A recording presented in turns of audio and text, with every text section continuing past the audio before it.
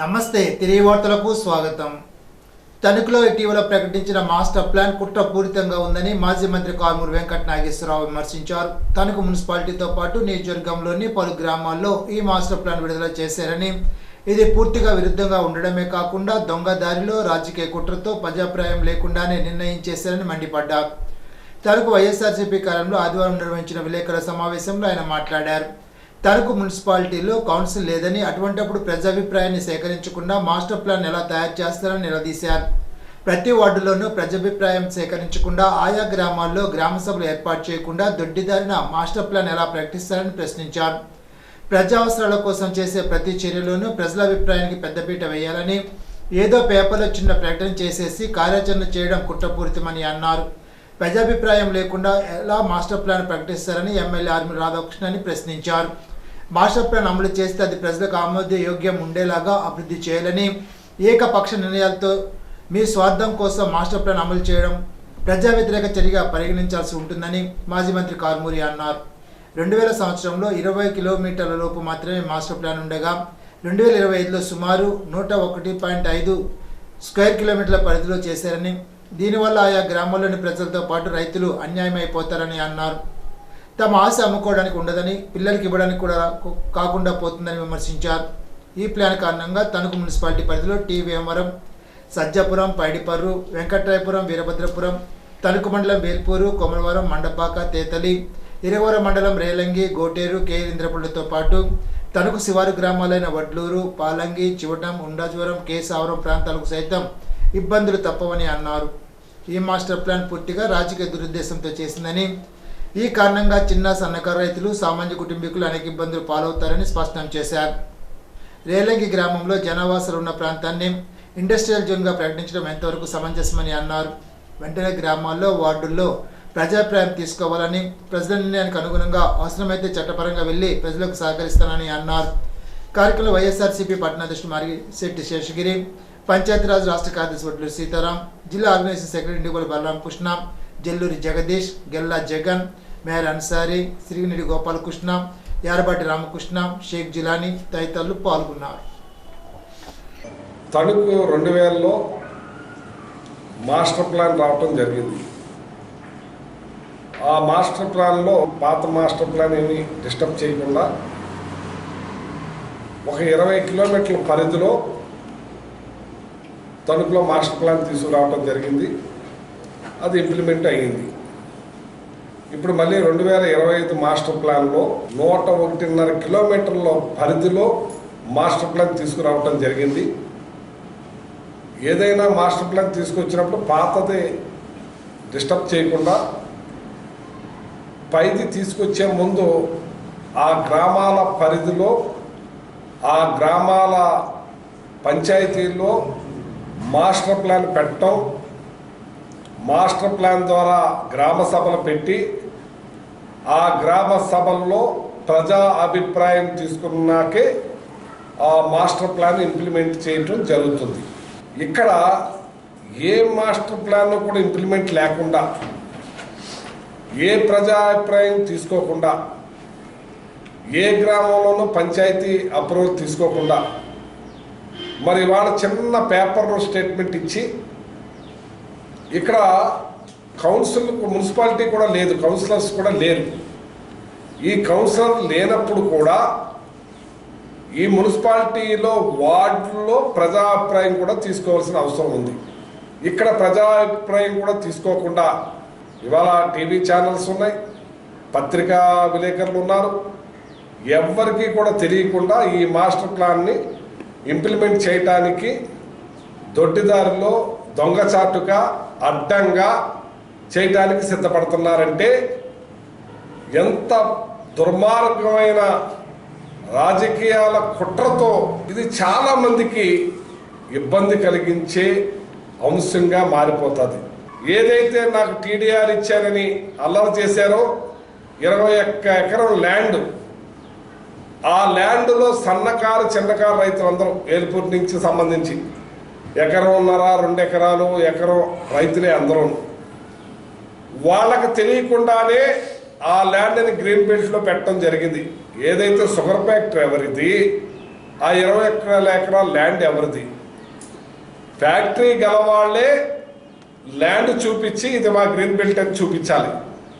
కానీ వేరే వాళ్ళ ల్యాండ్లో మాస్టర్ ప్లాన్లో అది గ్రీన్ బెల్ట్ కింద చూపించేసి వాళ్ళ పిల్లలకి కట్నం ఇచ్చుకోలేని పరిస్థితిలో, అది అమ్ముకోలేని పరిస్థితిలో, బ్యాంక్ లోన్ తీసుకోలేని పరిస్థితిలో ఇరుక్కుపోయి చాలా సంవత్సరాలు అధికారులు నాయకుల చుట్టూ తిరిగి వేసారిపోయి, మరి లాస్ట్ టైం నాకు ఏదైతే గవర్నమెంట్ హాస్పిటల్ 10 ఎకరాలు కావాలో లాస్ట్ గవర్నమెంట్ 2014-19లో చంద్రబాబు నాయుడు గారు కూడా వెళ్తాం, ఈ గ్రీన్ బెల్ట్ తీయటం జరగదు కానీ మీరు టీడీఆర్కి ఇచ్చుకోవచ్చని ఆయన మున్సిపాలిటీకి ఇన్ఫార్మ్ చేయటం, వాళ్ళు ఆ రకంగా నేను 10 ఎకరాలు తీసుకోమని చెప్పడం జరిగింది. ఆ రకంగా కొంతమంది సేవ్ అయ్యారు. కానీ దాని మీద నాకు 100 కోట్లని తొట్టేశారు. ఇంత 70-80 కోట్ల రూపాయలు దాన్ని నేను 800 కోట్లని వేశారు.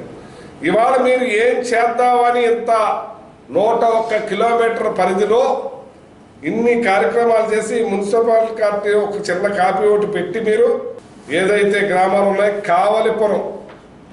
కావలిపురం గ్రామం వచ్చేటప్పటికి ఇండస్ట్రీలు పెట్టేశారు. ఇది ఇట్లా చేయడానికి నేను ఒప్పుకోను.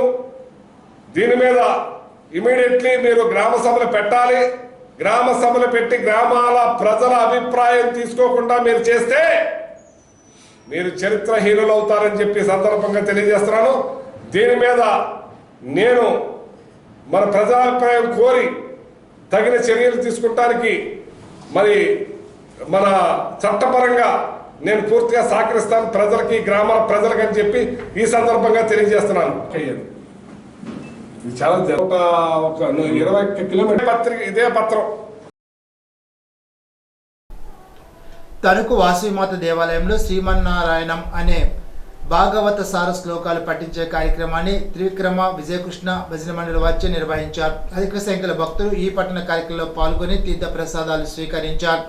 ఆలయ కమిటీ కార్యదర్శి మాజెట్టి కాశీ విశ్వేశ్వరరావు, ఒబిలిశెట్టి ఠాగూర్, గమ్ని వెంకటరత్నం తదితరులు పాల్గొన్నారు.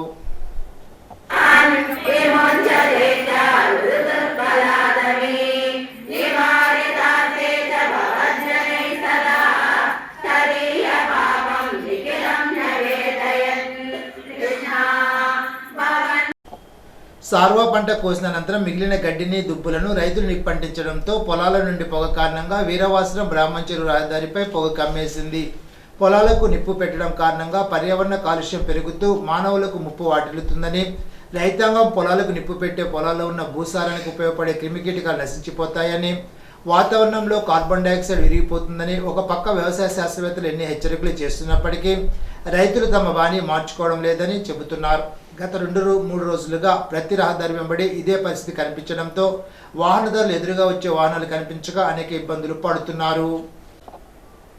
గోదావరి ఏటిగట్టు నిర్మాణ పనులకు మంత్రి రామానాయుడు చించినాడులో శంకుస్థాపన చేశారు. ఈ సందర్భంగా మంత్రి రామానాయుడు మాట్లాడుతూ గోదావరి డెల్టాకు ఎప్పుడు జరగని నష్టం జగన్ 5 ఏళ్ల అరాచక పాలనలో జరిగిందని విమర్శించారు. జగన్ పాలనలో ప్రభుత్వం ఉందో లేదో తెలియని పరిస్థితుల్లో వరదలకు గోదావరి ఏటిగట్టు గడ్డిపడకుండా పరివాహక గ్రామాల ప్రజలే రాత్రింబవళ్లు కాపలా కాసి కాపాడుకున్నారని తెలిపారు. గోదావరి డెల్టా ముంపు ఇరిగేషన్ సమస్యలు పరిష్కరించడానికి లైడా సర్వే కోసం 13.4 కోట్లు మంజూరు చేసినట్లు తెలిపారు. గోదావరి జిల్లాలో ముంపు సమస్య, లాకులు, గేట్ల మరమ్మతులకు సమగ్ర డిపిఆర్ తయారు చేయాలని ఏజెన్సీకి ఆదేశాలు ఇచ్చామని అన్నారు. జగన్ గోదావరి డెల్టా ఆధునీకరణ పనులు అర్ధాంతరంగా నిలిపేసి డెల్టా ఆధునీకరణకు సైంధవులు అడ్డుపడ్డారని విమర్శించారు. నిధులున్న కాలువలు, డ్రైన్లలో తట్ట మట్టి తీయకపోగా లాకులు, షట్టర్లకు కనీసం గ్రీజు పెట్టడానికి ₹1 కూడా కేటాయించలేదని అన్నారు. ముఖ్యమంత్రి చంద్రబాబు నాయుడు ఆధ్వర్యంలో ప్రభుత్వం ఇరిగేషన్ రంగ సమగ్ర అభివృద్ధికి పెద్దపీట వేసిందని అన్నారు. రాష్ట్రంలో ప్రతి ఎకరాకు నీరిచ్చి సస్యశ్యామలం చేయాలన్నదే ముఖ్యమంత్రి ఆశయమని తెలిపారు. అభివృద్ధి ధ్యేయంగా, సంక్షేమమే లక్ష్యంగా తెలుగుదేశం, జనసేన, బీజేపీ ప్రభుత్వం ఈ ఆంధ్రప్రదేశ్ రాష్ట్రంలో పనిచేస్తున్న విషయాన్ని గత 18 నెలల నుంచి కూడా మీరు చూస్తూ ఉన్నారు. అందుకు ఉదాహరణే ఈరోజు చించినాడ గ్రామంలో 9 కోట్ల రూపాయలతోటి ఏటిగట్టు పటిష్ట నిర్మాణానికి శంకుస్థాపన చేసుకోవడం. ఈ మాట ఎందుకు చెప్తూ ఉన్నానంటే ఈవేళ 20 కిలోమీటర్ల పైబడి మన పాలకొల్లు నియోజకవర్గానికి, మన ఎలమంచిలి మండలానికి గోదావరి ఉంది. ఎక్కడ ఏటుగట్టుకి గండి పడినా కూడా అటు ఆచంట, ఇటు పాలకొల్లు, అటు నరసాపురం ఇవన్నీ కూడా అతలాకుతలం అయిపోయి పెద్ద ఎత్తున ప్రాణ నష్టం, ఆస్తి నష్టం జరిగేటువంటి పరిస్థితి, ప్రమాదం మనందరికి ఉన్నటువంటి పరిస్థితి. ఆ రోజు 14, 19 నేను మొదటిసారి ఎమ్మెల్యేగా ఉన్నప్పుడు ఆ రోజు 6 కోట్ల రూపాయలతోటి బూరుగుపల్లి గ్రామంలో ప్రమాదభరితంగా ఉంటే ఆ రోజు నేను ఏటుగొట్టు గ్రోయిన్స్ పనులు నేను ఆ రోజు చేశాను. మళ్ళీ ఈరోజు 24లో మీ ఆశీర్వాదంతో అధికారంలోకి వచ్చాక మొన్ననే 8 కోట్ల రూపాయలు పెట్టి కంచు స్తంభపాలెం నుంచి అబ్బిరాజపాలెం వరకు, మళ్ళీ అబ్బిరాజపాలెం నుండి గంగడపాలెం, లక్ష్మీపాలెం, ఎలమంచిల్లంక, ఎలమంచిలి, చించినాడ, బాడవ, ఏనువాళ్ళంక వరకు మళ్ళీ 9 కోట్ల రూపాయలు. అంటే 9ని 8 దగ్గర 17 కోట్ల రూపాయలు ఏటుగొట్టు పట్టించడానికి మొదటి సంవత్సరంలోనే నిధులు తీసుకొచ్చి అందులో ఆల్రెడీ సగం పనులు కూడా పూర్తి చేయడం కూడా జరిగింది. ఆ రోజు కూడా 2022లో పెద్ద ఎత్తున వరదలు వచ్చాయి. ఆ రోజు వరదలు వస్తే యువత రాత్రింబవళ్ళు నిద్రంబవళ్ళు లేకుండా మేమే ట్రాక్టర్లు తెచ్చి, మేమే సంచులు తెచ్చి, మేమే సంచుల్లో మట్టి కట్టుకుని, మేమే బస్తాలు మోసి రాత్రులు అర్ధరాత్రులు అక్కడే ఏటుగొట్టు మీద కాపలా ఉండి వేలాది మంది యువత పనిచేసి ఏటుగొట్టును కాపాడుకున్నాం. ఆ రోజు కూడా వైఎస్ఆర్సీపీ మంత్రులు వచ్చారు, రంగనాథరాజు గారు వచ్చారు, కార్మూరి నాగేశ్వరరావు గారు వచ్చారు, ఆ రోజు నుండి అధికారులు వచ్చారు, చూశారు, వెళ్ళారు తప్ప ఒక్క రూపాయి ఏటుగొట్టుకి ఇవ్వాలనే ఆలోచన లేదు.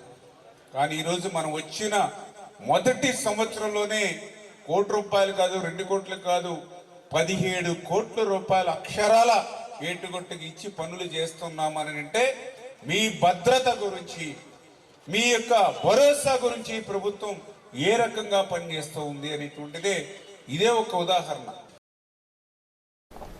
ఇప్పుడు తూర్పుగోదావరి జిల్లా వార్తలు.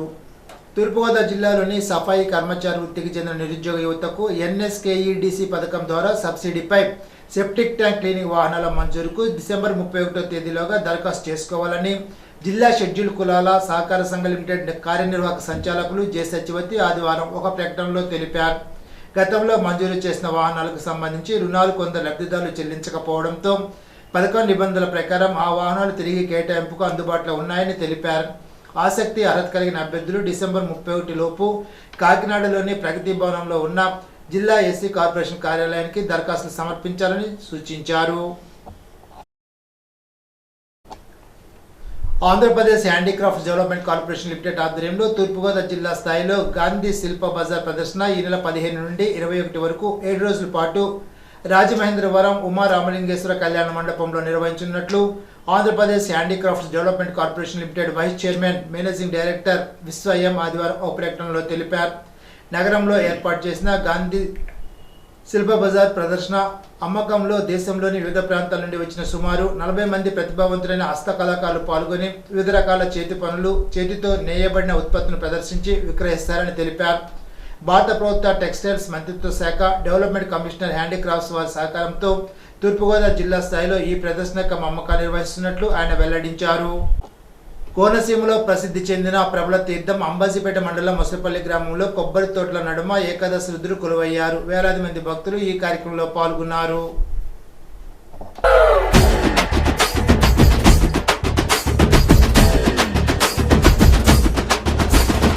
ఏకాదశ రుద్రులార లోకోజ్వల కీర్తులార కోనసీమలో వెలసిన యోగమూర్తులారా,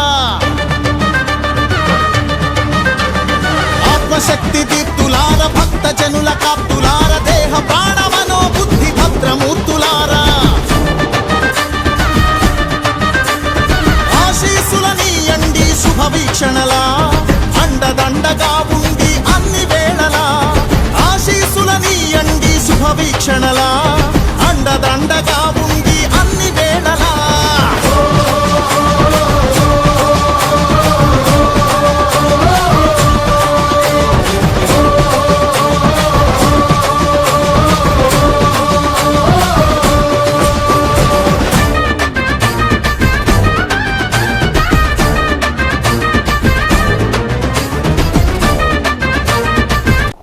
ఈనాటి బంగారు మాట. విజయం కన్నా దాని కోసం చేసే ప్రయత్నం చాలా గొప్పది. జాక్ జిగ్రాల్. ఈ వార్త ఇంతటితో సమాప్తం. తిరిగి విజన్స్లో కలుసుకుందాం. అంతవరకు సెలవు. నమస్కారం.